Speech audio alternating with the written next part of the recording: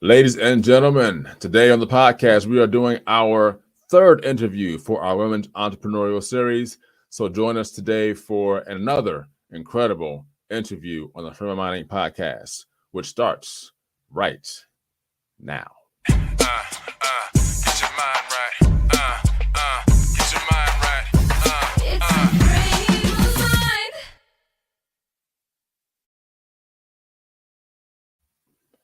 Ladies and gentlemen, welcome to the Frame of Mind Inc. podcast. This is your boy Simbawi Nibaye Jr., aka TK. And again, I am riding solo again as my co-host O is still on vacation. Again, much well deserved. He'll be back joining us again next month for our June podcast, which also kicks off every first Wednesday with our stock, trade, and investment podcast. Until then, I'm holding it down for everybody here on the podcast. You know how we do. We jump right in and get started. But before we do, it is Women's Entrepreneurial Series month here in May. But we're going to do our affirmations, get them in and out the way, and move on from there. So if you get your pen or your tablet, your iPad, or whatever you use, or you got to memorize, let's get these in and out the way and keep the show moving. Are you ready? Here we go. Today will be a good day. Today will be a great day. Today will be an awesome day. Today will be an amazing day. Today will be a phenomenal day. Today will be stress-free. Today will be a stress-less day. Today I will overcome all barriers that want to block my progress. Today, all circumstances, issues, and situations will line up and work in my favor. Today, I'll become better than who and what I was yesterday. I am a go-getter. I am victorious. I am triumphant. I am an overcomer. I never lose. I either win or I learn. I take authority over this day. I will dominate this day. I will conquer this day. And everything I have spoken into this day will happen as I have affirmed, because I am more than a conqueror. Let's get it popping. So today we have our third and final interview for the Women's Entrepreneurial Series here that we have in May. And today's guest is no stranger to the show. She's been here before with her husband, and also was here for Thanksgiving and Christmas. Those of you who don't know, I'm going to just let you know again. Yes, she is my mother-in-law, and she is the owner of Bella's Unique Bridal Boutique. Her name is Monica Dudley. Bella's Unique Bridal Boutique is in Newcastle, Delaware. She is a native of Birmingham, Alabama, and the wife, of course, of Gary Dudley for the past 41 years. Bella's Unique Bridal boasts an array of designer and bridal gowns, evening wear, and accessories. They are committed to providing an upscale bridal shopping experience without the upscale price. The target demographic is the, quote, budget savvy, end quote, bridal acquiring designer gowns. The target demographic, I'm going to say that, bride acquiring designer gowns that are either overstocked or discounted and reducing the price anywhere from 10% to 80% off the original retail price. We'll get to that later. With a passion for everything wedding, which included coordinating and exquisite floral arrangements, Monica and her husband Gary opened Bella's Unique Bridal in the spring of 2016. Bella's Unique Bridal Boutique is a subsidiary of German Enterprises, LLC, previously providing wedding photography and consulting services. Bella's has been featured in Weddings Today magazine, which is formerly Mainline Bride of 2017, on how to buy a designer dress for less, and has also been voted Best of Delaware in 2020 and 2021, back to back, and Best of Bridal Boutique of the Newark Post Reader 2021 and 2022. For those of you who aren't sure what that is, the Newark, not New York, Newark Post Reader is a city in the state of Delaware. Ladies and gentlemen, please welcome to the Frame of Mind Inc. podcast once again, Miss Monica Dudley. How are you? Hi, I'm doing great, doing great. Doing great, man. We just this month, of course, had Mother's Day, and I was honored to honor both my wife, which is her daughter, her oldest daughter, my mother, and her on the weekend of Mother's Day. And as I said in my post, she is a very stylish woman, and she keeps everything. And so we're going to get into her entrepreneurial space today with Bella's Unique Bridal Boutique. So I'm going to let you kind of give a little more detail about your story and your background as far as, you know, where you're from, how things happen, and things of that nature. So you have the floor to give us some background and your story thus far. Okay, so how much background do we need? Well, how we got up to Delaware, I guess I can share that. And back in 1993, my husband and I felt a call to come to Media, Pennsylvania, actually, to meet to help to in ministry with some friends of ours that we had met in Birmingham. And so we did. Our family, we set out with 5 children to the unknown, not knowing, just what was waiting us on the other end, just believing that God was going to meet us there. And so we did. And so we've done business actually most of our marriage in some form or fashion, either mainly through my husband, telecommunication services, IT services, computer, telephone repair, which is how Jermon started, which is half of Gary's name and the other half is mine. Jermon, hey. And so we just kind of evolved. I've always loved weddings and the whole gamut that goes with it, the planning, the decor, the bride, and all of that. And so I did floral arrangements for a while. Really enjoyed that, of course, in my younger years, because it's a lot of work. But anyway, I did floral designs, and then my husband and I think it was around 2008, we started to do photography, actually 2007, after our middle daughter got married. And we thought, oh my goodness, okay, they're doing the disc thing. We don't have to be getting into photo albums and, printing proofs and all that kind of stuff. So my husband's like, yeah, I think I can do that, because he actually has a history of loving photography. So we kind of self-taught ourselves and went, a few seminars here and there, and we began to shoot weddings, not just in Delaware, but in Alabama, actually all across Alabama. And then in North Carolina, we did a few weddings.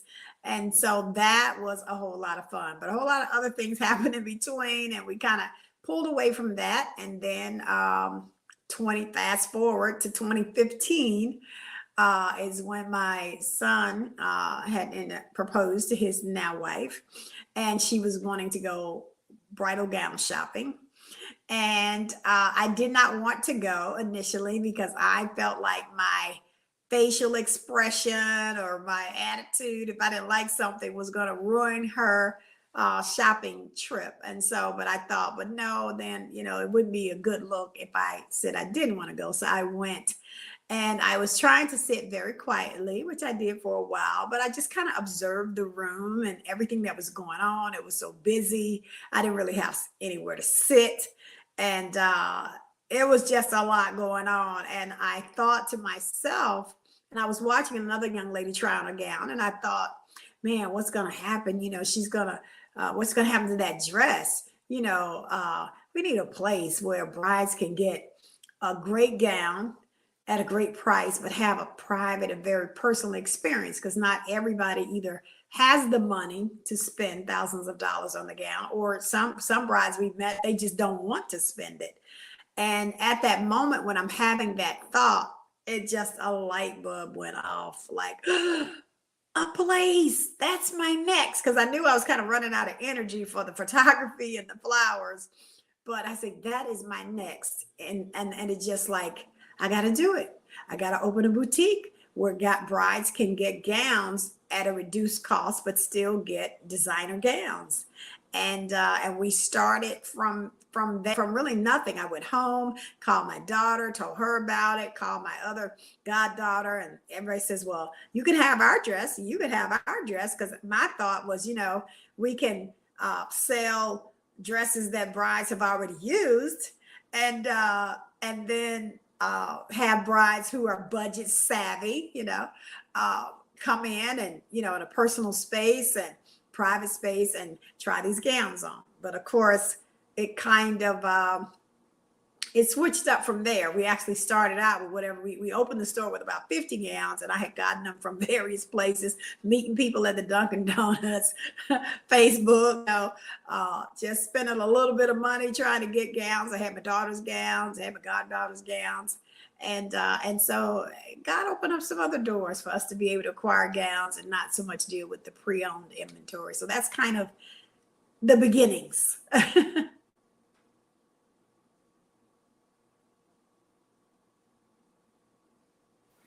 Let's talk about two things here. So the name Bella's Unique Bridal Boutique.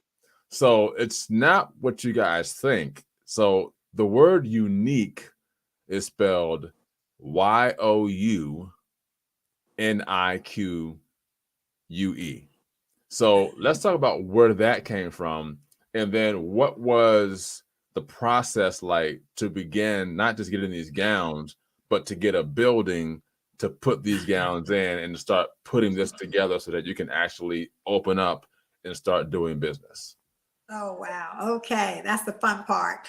So again, that was January 2015. And once, I kind of was so excited. I said, I got to run with this. I said, I don't want to start another project and not finish it. But I just was so impressed in my heart that this is what we were supposed to do. So we just kind of started looking, just what we thought we could, afford. Of course, I didn't have any money. I didn't have any savings, any funding or anything like that. But I just figured I was going to step out in faith. Since I believe this was a God idea, then surely he's going to lead me to the place that I'm supposed to be. And so we went and looked at a couple of places, and I was like, yeah, this is not quite it, whatever. So at that time, I used to work for the credit union, and I used to pass this building every day. And I thought, yeah, that's a nice building, but that looks like that's going to be way expensive, And so, and actually, to go back a little bit, before I actually got that close to going and looking at this building, I actually would buy the gowns, of course, and I had them in my home, and they were stacked up, on the bed in my bedroom. And so, and this was just out of our own money, just buy some here and there. But anyway, so to the building, and all of this, mind you, is just an act of faith. I haven't owned a retail store before. I didn't have, knowledge of how to do it, what was involved, all of the things, that I'll share in a little bit. But so long and short, make a long story short, I stopped, I made an appointment, went to visit, the building. I walked in, and it was actually a real estate business at the time, and had offices and a lot of filing cabinets and things. And I thought, but I'm seeing something that's not there. And when I saw the 2 bay windows, I'm like, this could be a retail store. And I'm like, this big office could be a dressing room. I'm just kind of laying it out in my mind. So I saw it. I told her I would be in touch. Then went back and kind of talked it over with my daughter, because she already had a business, and got some tips from her on how I should make this approach. And I just had to fit it to what I felt like I could do starting out. And of course, I didn't have anything, so it didn't matter. It's all a step of faith. But I actually came up, she told me how much it was, which is like, oh, wow, that's like twice the amount that I was thinking in my mind. And so when I made the proposal of what I wanted to be able to pay, she almost kind of laughed, almost kind of sort of. And she quoted it back to me. And then she said, oh, that's almost whatever the amount was per square foot. It was like, are you serious? And then she said, well, I'll call you back in an hour. I'll let you know. And so she called me back in an hour, and she says, I'm going to do it. And I'm like, you're going to do what? And she says, I'm going to do what you ask. And I'm like, okay, God, you really are in this whole idea. And so that was January 2015. By the time we started to look again, because my son's wedding came along and we stopped looking, by the November, I think, of that year, I said, I believe it's time to look again. And so January 2016, a year later, we actually signed the lease on that building. Awesome. Awesome. So for those of you who said you got to have the money, I don't have it, I don't have the capital, you're getting a story right now that tells you of someone who did not have the money to buy a building, put a bid on a building, and told the lady that she was going to have this amount. Lady almost laughed at her and said, this is based on the square footage. And then an hour later calls back and says, okay, I'll do it. Yes. I'm just saying. It can happen. I'm just saying. It can happen. Now, let's talk about the name. So, Unique. Now, I know you said that you were in the bridal shop with your daughter-in-law, and you said, you were thinking of something more intimate, more, personable for the bride. Talk about how the name came about, as well as what you said you wanted to have a more personal experience. Oh, okay. So, well, I'll tell you about the name. So the name, Bella's Unique Bridal. So my daughter owns a hair salon in Charlotte, and the name of that salon I came up with, okay, which was Bella's Chevaux. And so Bella meant beautiful. I think it's in French. And Chevaux, I forget what it mean, hair, I forget. But anyway, looked it up, researched it, came up with the name. She loved it. So I told her, I said, okay, I'm going to open this store. I need that name. How about we act like we got like Bella's Salon and Bella's Bridal Boutique? Like we got this whole string of Bellas. And then I couldn't get the second part. It was like, all kind of names was coming up. Bella's Boutique wasn't enough, and Bella's Exquisite Boutique and all these things, and it just wasn't ringing. So I put it out there to a few people that were very close to me and close to my heart, and everybody submitted, their suggestion. And so one of them came across from a very dear young lady that has just grown and blossomed and so near, like a daughter to me. And so she capitalized the word Y-O-U, you. Instead of unique, the regular U-N-I-Q-U-E, she made a U. So then it's all about you. This experience is about you. And so Bella's Unique Bridal Boutique was born. Gotcha. Now, I know now, people who know, I mean, I was there when you had the grand opening and all that stuff. Yes. And I know that process, there was just a lot going on leading up to that grand opening.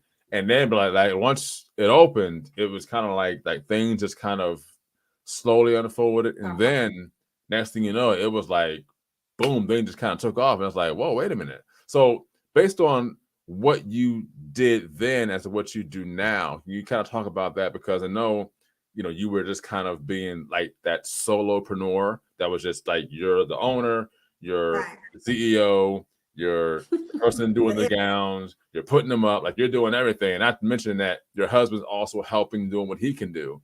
And then things started to change. Can you just talk about that process, about what you did then as opposed to what you do now? As owner and Okay.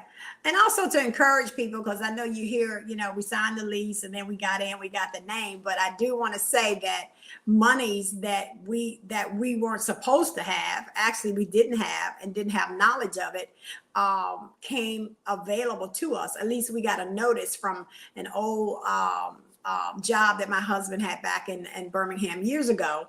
And they sent us a letter saying that, we had these monies due us. And I'm like, are you serious? Because they had told us the prior year when we tried to pull from those funds, where we were having a bit of a crunch, that no, we don't do lump sums. Well, here it is, 2015, and it was I want to say it was like July and or June, and we get this letter. And I'm like, oh my God, these are the monies that we needed for the boutique. I'm like, okay, God is really serious about this. So anyway, we got the letter, and then and we began to do the renovations to the building. I don't want to leave that out. That's very important, because you got to have monies to make your space your own. And this was clearly a real estate office. And so we had to hire contractors. I had to go and look on, Facebook, look on, wherever I could to try to, and some other resources out there on the internet to get people to hang chandeliers. We found a painter. And of course, you don't want to just go out there and spend all the money. You want to keep as much money as you can. Now, remember, we have no, real financial bed, to start this business. So buying supplies, at a great price, chandeliers. I love to repurpose furniture. So I found nice antique pieces of furniture that people were selling for pennies on the dollar. And we went high and low. I would drive an hour and a half to get a desk, or 30 minutes, or, an hour. It didn't, in no place in the snow. We went in the snow. We got, furniture, and I began to repurpose it, refinish it to make it, because I had seen the boutique before I saw the boutique. And that's very important. When you have vision, you have to see it before it even manifests, because that's what caused it to manifest. So I knew the color of the walls. I knew the trim was going to be. I knew, everything that we put in there. I knew the style of furniture. And all I had to do was, once I was doing the research and I would see a piece and I said, yes, this looks like this. This looks like that. So anyway, so we did all that work. It took about, and our soft open was going to be the end of February, and scheduled a grand opening for March the 12th. So this is a whole lot happening in a short time. So I have my children helping me, of course, everybody, everybody has pitched in to help this come. You did my audio, you did some video footage and the announcement, the grand opening and all that. And of course, I am nervous as all get out. And so I did a soft open with, just close friends and families, just to get people to look and see, what we're doing. Again, I got about 50 gowns, okay, to open, not knowing, how we're going to get to all of this, how we're going to sell, how are people going to know that we're here? I know nothing about marketing. I threw together a website, and that was only after I went to a trade show, a wedding show that they would have regularly. And I said, well, I want to just get my feet wet. I want to see what the industry is like. And I went there, and by me going there, and I just walked around, and I walked up to the first lady that caught my attention. And I began to talk to her and tell her what I was doing and what I was going to be, that I had opened and blah, blah, blah. And she was so interested. She said, well, can I come and see it? And I'm like, oh yeah, this is a big time local magazine. They want to come to my shop. I'm like, okay. And so she came within a week's time, looked at the place, and she says, oh my gosh, she says, I can't believe that this place is here. She said, this looks like something that would be like up in PA or on the main line or something. She said, this is exquisite. I'm just impressed. She even gave me a few of her evening gowns that she had already used, because I had evening gowns too. So she just wanted to help me, all that she could. And so we prepped, for the soft opening. I mean, the painting, we were up like all night long. I mean, it is no easy task. You have to commit yourself like fully to the work, because it don't just happen by a desire. There is an element of work, sacrifice, sleepless nights, and a little bit of fear. I'm just gonna say, for real, if you ain't fearful, then something wrong. You must got a whole lot of money.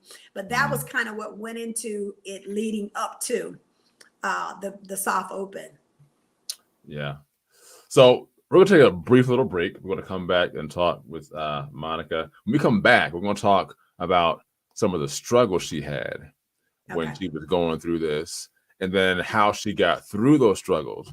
And then at the very end, we're going to have her just drop just some general knowledge to you all, to especially particularly our women who are in our audience, but also our men, because our men can also learn something as well from this experience as well. So the Frame of Mind podcast will be right back in just a few. Are you looking for an apparel company that's positive, uplifting, and truly cares about you? Then look no further. Frame of Mind Inc., an apparel brand company, impresses on individuals to think positive thoughts, say positive things, and do positive deeds. Get positive apparel such as t-shirts, hoodies, and wristbands for children, teens, and adults in various colors and sizes. Customized services include logo and t-shirt design, screen printing, and embroidery for individuals, families, schools, profit, and nonprofit organizations. You can reach Frame of Mind Inc. at 302-689-3499 or visit their website at www.frameofmindinc.com. Frame of Mind Inc. Think it, speak it, achieve it.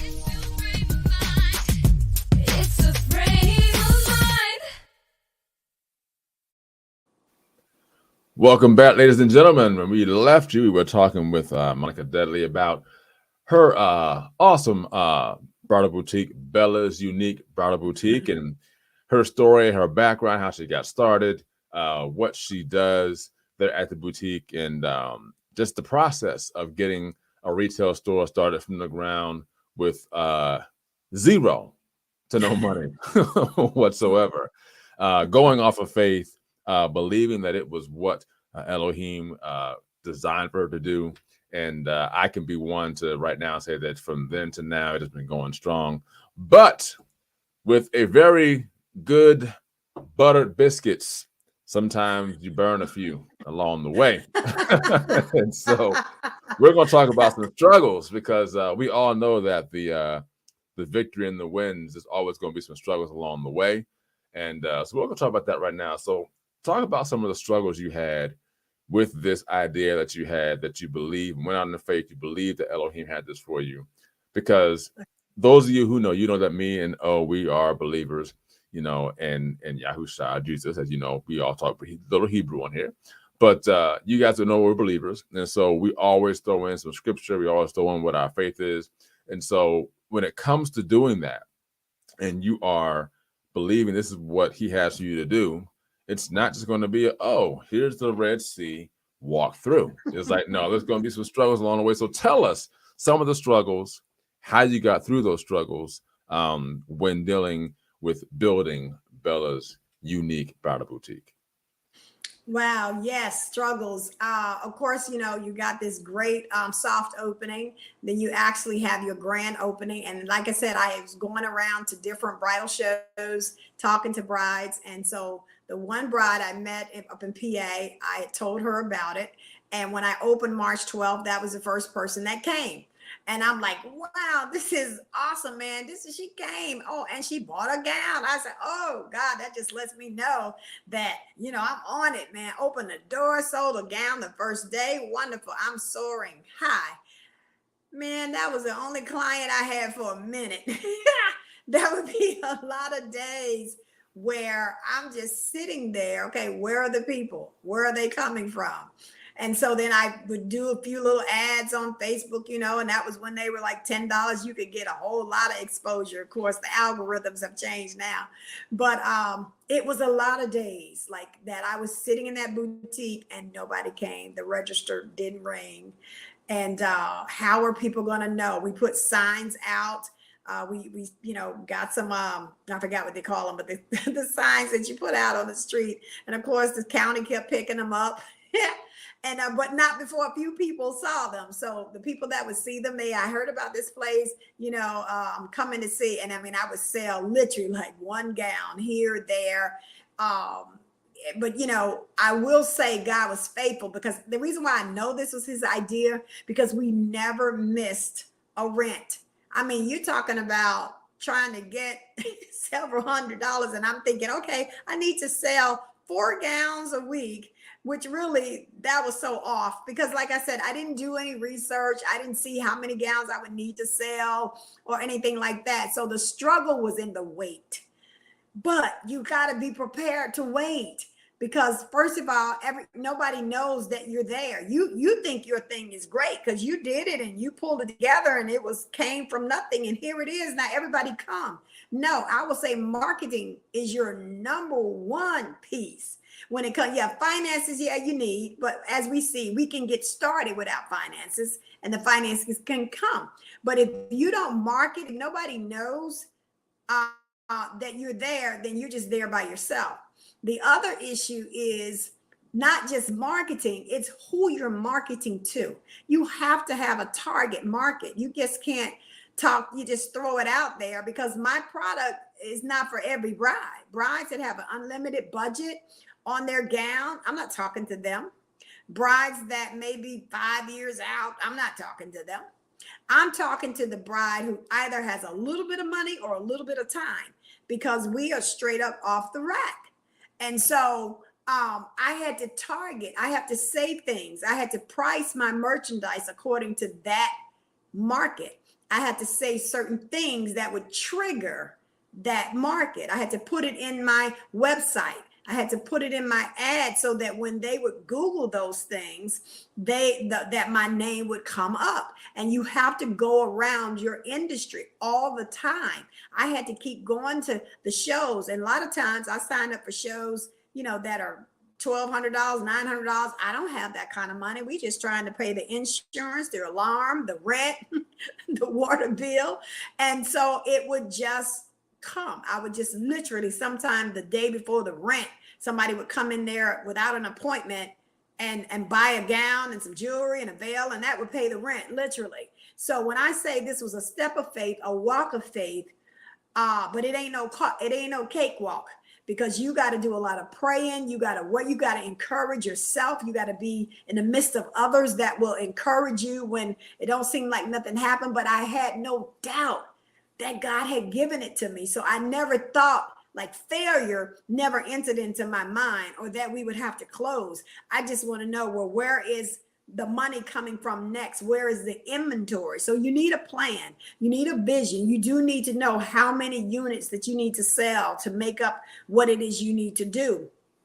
But you got to be willing to wait, and you got to be willing to put some of your own monies in when you didn't make those sales that month. So it's like, okay, I'm short $300 on the rent or whatever. Then you got to come out of your monies to do that. And we did that several times. But by me going and being around the industry and meeting people, then I was able to, they would see me and talk about, I just believe it's a favor of God. Hey.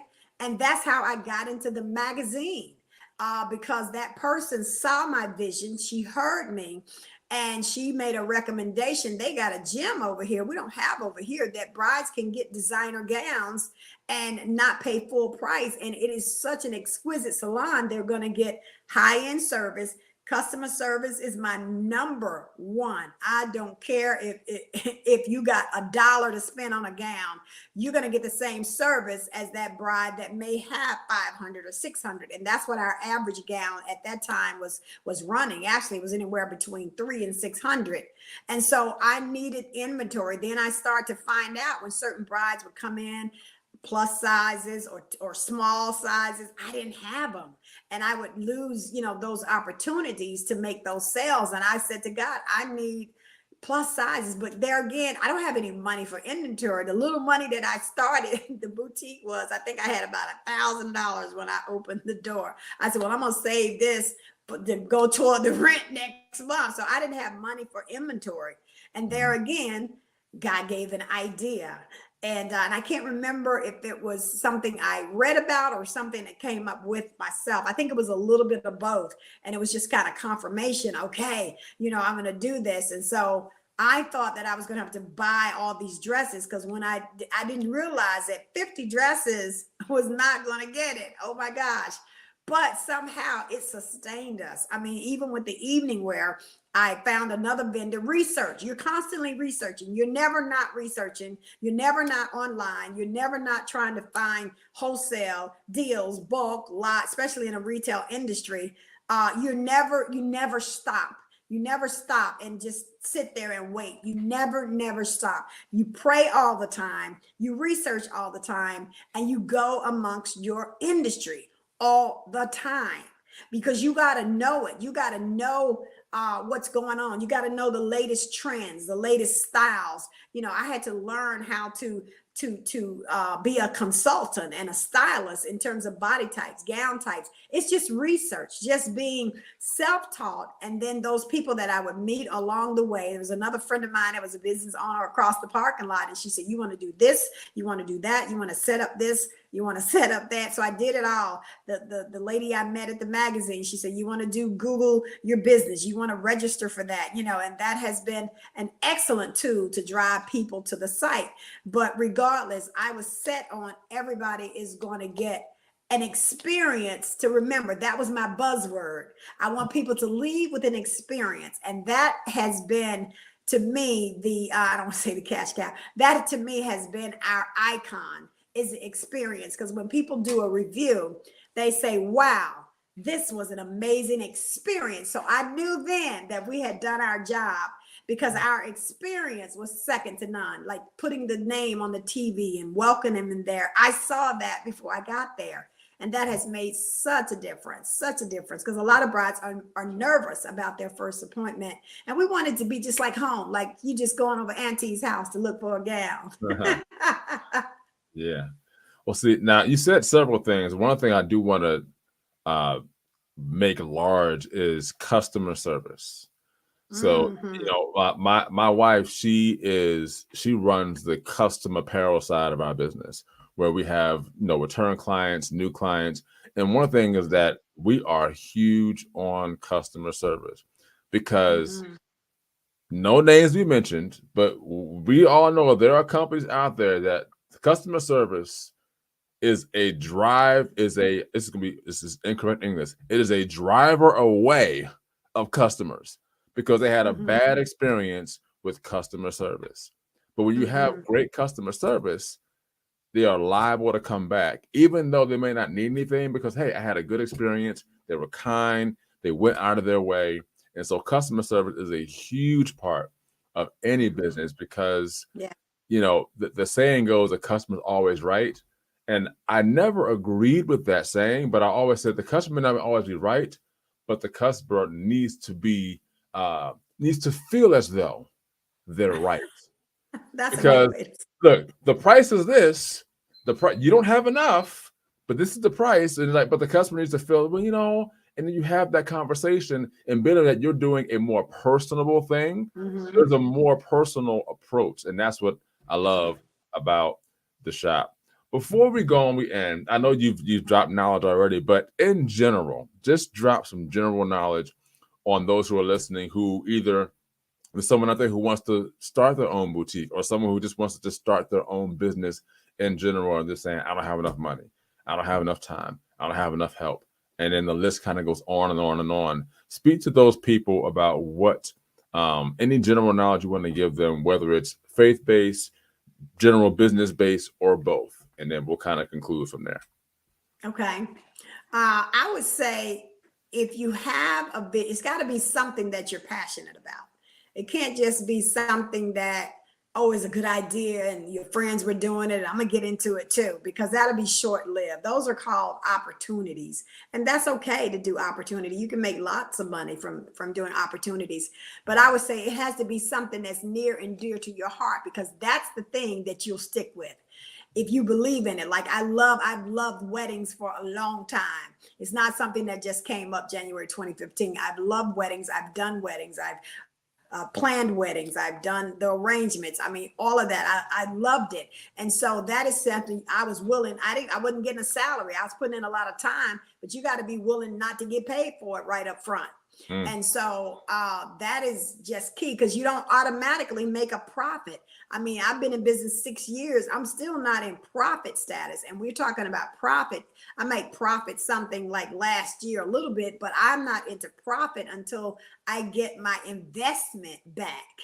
That's when I'll be profiting. Okay, so we're not there yet, because you have a few years that you're learning. I shouldn't have done that, or I should have did this, and it could be a bust. And so you got to be okay with disappointment. You got to be okay, but you can't stay stuck there, and you can't go peeping over in somebody else's bridal shop, or whatever it is that you want to do. I purpose, yes, I learn from other things, but I didn't look at and compare and say, well, they're doing this, I'm gonna do that, or I'm not anybody because I'm not there yet. No, your business is unique. There are a lot of boutiques out there, but mine is unique. Like people that open chicken restaurants. Well, they didn't say, well, we already got a chicken restaurant. I don't want to know. Your chicken restaurant and your service and your ambiance is unique. And so when you put your heart and soul in that, and when you love people, first of all, you got to love people if you're dealing with a people business. Now, if you're just mailing something from a warehouse, that's something different. But people are, they can be special, but you got to be okay with that, because there again, it's that word experience for me. So whether or not you got what you wanted, or there was a miscommunication, I'm gonna make it right. It doesn't matter. And you have to be willing to take a hit sometime as a business, because what does it cost to you? Because now you don't have to do the BBB. You're talking about reviews. And so your reviews have just become everything.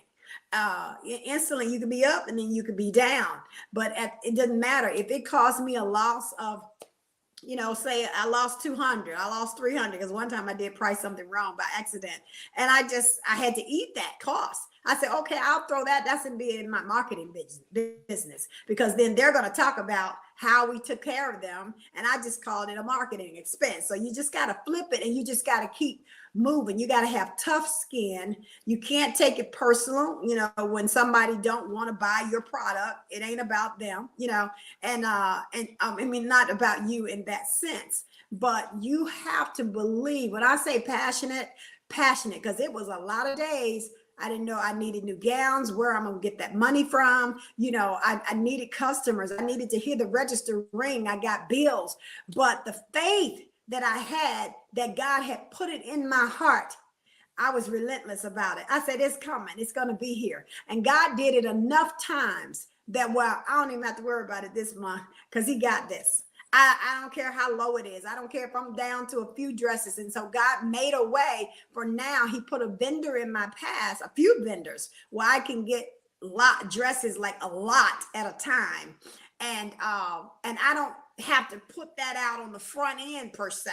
Like, we have an agreement. It's like you got a line of credit where people don't even know you, and you didn't even have to go through the whole process of going through a background and all that. It was just your integrity, doing what you say you're going to do, how you present yourself, favor of God. He had to say yes, because he says, I want this done. He didn't want it done just for me to sell bridal gowns and make a ton of money, although he will bless the work of your hands. But he wanted me to have contact and one-on-one contact with a lot of women who sometimes didn't need a dress, but they needed somebody to listen to them. They needed prayer. They needed a hug. They needed some encouragement. And that's why he says, I want this boutique. So you got to know your why, and you got to be resolute about, no matter what happens, that God is going to make the way, whether it's finances, whether it's,